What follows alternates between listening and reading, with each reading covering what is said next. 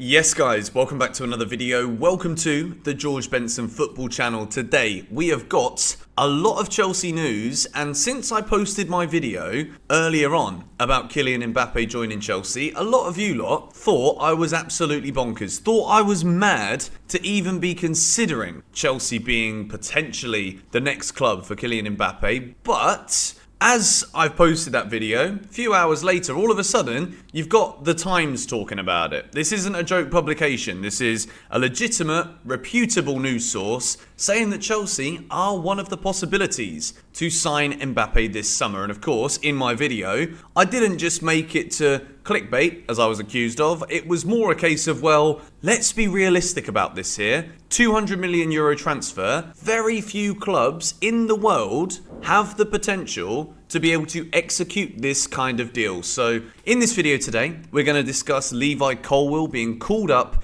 to the senior England team. We're going to discuss the meeting that will take place in the coming days between Chelsea and Inter Milan. Inter Milan want Koulibaly as a priority. Lukaku and Chalobah are also up on their agenda. First things first, let's talk about Cesare Casadei, Chelsea's mercurial Italian midfielder who just somehow has this knack to score 7 goals, scoring 7 for Italy and winning player of the tournament. I think with Casadei, he's one of those players that Chelsea, when it comes to a pre-season, I talked about this on Twitter today sarcastically. I said that Casadei will probably be wanting to be able to look at by Pochettino during pre-season. He'll land in America, check into his hotel room and they'll be like, look, sorry mate, but we're going to send you on loan to bloody Watford for a year. I don't understand this sometimes, right? Chelsea have got an issue when it comes to quality in midfield, and with all of the players rumoured to leave the club, let's say even 75% of those rumoured stories are true. Kante is literally about to agree the deal with Al Ittihad today.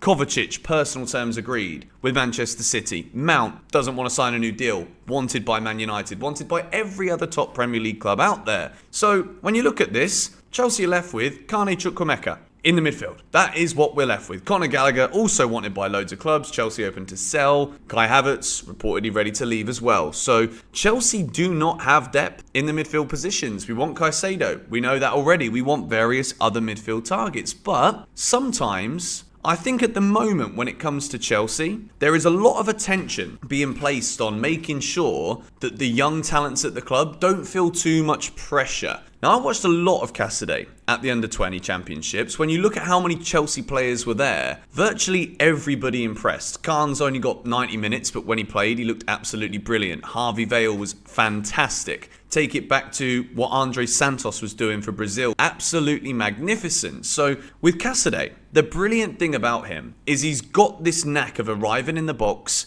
absolutely fabulous in the air. And I just hope that when Chelsea say Pochettino's going to be having a look during pre-season, sometimes it's okay to say, well, we don't want the player to feel too much pressure. But sometimes also, based off of merit, based off of your performances for Italy, he was good with Reading, but Reading struggled in the Championship last year. I think Casadei needs to be given a full pre-season at Chelsea. And if he does get a move away, then it needs to be a loan by the end of the window. If Pochettino looks at him, looks at the quality of other Chelsea players, Pochettino is a top manager. He can see if Casadei is A, not going to fit into his plans, B, if he's too young and raw to be moulded into something, and C, realistically, if he's not going to get realistic opportunities, then he does need to go. But I just hope that, unlike what we've seen before in pre-seasons, you've got Ethan Ampadu, who's got to be the most unlucky player in the history of Chelsea Football Club. What a quality player he is. Gets relegated 3 seasons in a row with 3 different clubs on 3 different loans. But I think Ethan Ampadu, similar to that of Casadei, is one of those players on the brink of exploding. If he's playing in a good team around good players, he's back up as centre-back, and we're about to talk in a minute about Chelsea maybe losing Chalobah and Koulibaly to Inter Milan, and he's also back up in defensive midfield. And as the window goes on, if Chelsea don't get those top target DMs,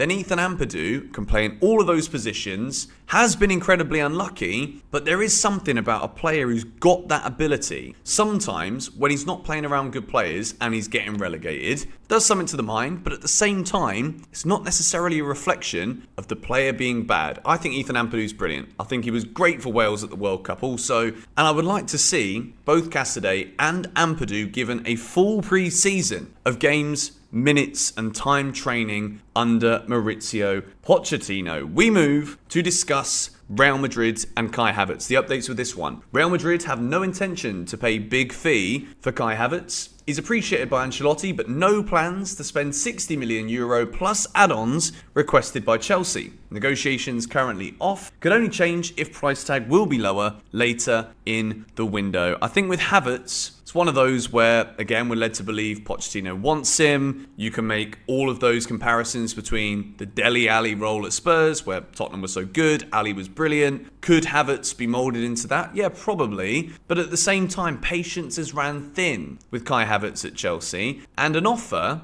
in excess of 50 million, I think is something that Chelsea need to consider. Again, the more that we go past, we've had 2 weeks now since the season ended, and we still haven't really got anywhere when it comes to selling players. And I've raised my concerns about whether or not all of these business sporting minds at the club and the club statement we saw last week, but what's getting done? All right, we need to see concrete things happening, because when pre-season starts, Pochettino has already got a decision about who comes to America on the pre-season tour, because we can't bring everybody, but at the same time, we've got to start really understanding numbers in position so that we can make the right calls as to how many players we need to bring in this position, that position. So with Kai Havertz, I don't think he'll end up being sold now. I think Real Madrid were probably going to be the only team willing to spend the 60 odd million euro plus that Chelsea wanted for him. But at the same time, if we want 80 for Mount, 50 for Gallagher, then you can start to see like, well, okay, well, if Chelsea do that, with all of the other additional sales that will probably get done this summer, could Mbappe come? Like, I'm bringing it up again from the video that I made earlier, because Chelsea are in a position here where we desperately need a goal scorer. We've been linked with Dusan Vlahovic, but there's nothing really moving there. Linked to Victor Osimhen, but nothing's really moving there. Would he want to come? With Mbappe, you know, we rejected him all of those years ago. He could have come to Chelsea, but he didn't go to Chelsea. I am not sleeping on this one, and I made the video way before people were commenting about it earlier in publication. So I'm sticking with Chelsea should go for Mbappe. Another thing I'm sticking for is Andre Onana is the goalkeeper for me. When I've been looking this season at Chelsea's goalkeeping position, I say the same thing in every match preview. Kepa, good but not good enough for the level Chelsea need. Mendy, good goalie, not good enough for what we need. And Chelsea are set to schedule a meeting with Inter Milan in the coming days, because they've also seen Onana as the number one target. Most clean sheets this season in the Champions League. Courtois had a great tournament for Real Madrid, but how Onana couldn't get the UEFA Goalkeeper of the Year in the team of the season, I don't know. And Ederson as well, just for those saves in the final, probably deserved it over Courtois, but we needed to get enough Real Madrid players in there. Onana, Chelsea reportedly told it's 90 million euros or nothing if they want to sign Andre Onana. That equates to about £50 million. Now, Chelsea are also in this meeting with Inter Milan discussing Kalidou Koulibaly, who is seen as Inter Milan's top defensive priority signing this summer. And then there's also Romelu Lukaku, and there's also Trevor Chalobah. And Inter Milan wanted Chalobah about a year ago. With Koulibaly, it's a weird one, because he's been there for a year. I wouldn't say he's been the worst signing, but Koulibaly's definitely not been the defender that Chelsea thought they were buying. He's been in and out of the team. There have been some big performances. There have also been some poor performances. And when you've also got Brighton about to knock on the door with a 40 million bid for Levi Colwill, Chelsea are expected to reject that bid, and Colwill is not expected to try and push for a move out of Chelsea. Kalidou Koulibaly is taking up one of those positions where if Chelsea decide to keep Colwill, if he doesn't play this season, he's gone. Absolutely gone. Koulibaly is at that stage in his career now where realistically, we're probably only looking at 2 more seasons at the top,